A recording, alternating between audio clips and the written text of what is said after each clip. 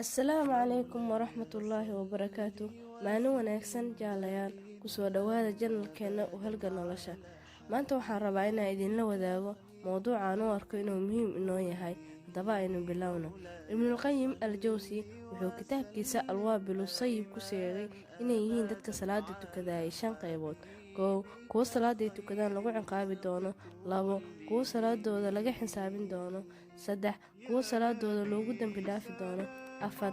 Kuwa salaadooda lagu abaalmarsiin doono. 5. Iyo kuwa salaadooda ay tukadaan awgeed Ilaah ugu dhawaan doona. Taariifaadkooda haddaan sii galno, kuwa koowaad ee ah kuwa salaada ay tukadaan lagu ciqaabi doono. Kuwaan salaada way tukadaan laakiin marnaba maysan ilaalin weysaqaadka salaada, arkaanteeda, waajibaadka iyo weliba shuruudaha. kuwaani maalinta qiyaamaha waxaa lagu ciqaabi doonaa salaada ay tukadeen, walciyaadu billaah. kuwa labaad waa kuwa salaadooda laga xisaabin doono. kuwaani salaada way tukadeen, way ilaaliyeen weysaqaadka, arkaanta, waajibaadka iyo shuruudaha, laakiin markii ay salaada galeen maskaxdoodu waxay ku mashquulsaneed howlaha adduunyo, mana aysan soo baraarugin ilaa ay salaada salaamalaqsadaan maahan. kuwaani maalinta qiyaamaha waxaa laga xisaabin doonaa salaadooda. kuwa saddexaad kuwa salaada ay tukadaan loogu dambi dhaafi doono.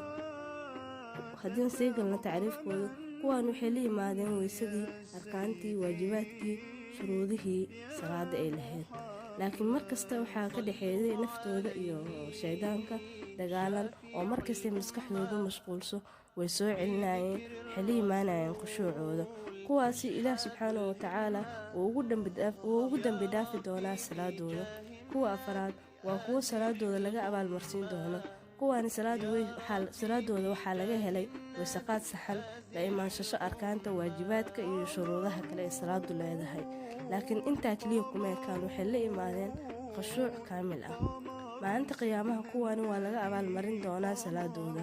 kuwa shanaad ahna kuwa ugu dambeeya uguna sarreeya waa kuwii laga helay dhammaan salaada, arkaanteeda, waajibaadkeeda, shuruudaheeda, sunnooyinkooda, laakiin ku darsaday waxay ka soo qaadeen markii ay salaada tukanayeen inay Ilaahay la qadaabayaan oo Ilaahay ka soo horjeedaan, Ilaahna ugu dhawaanayaan.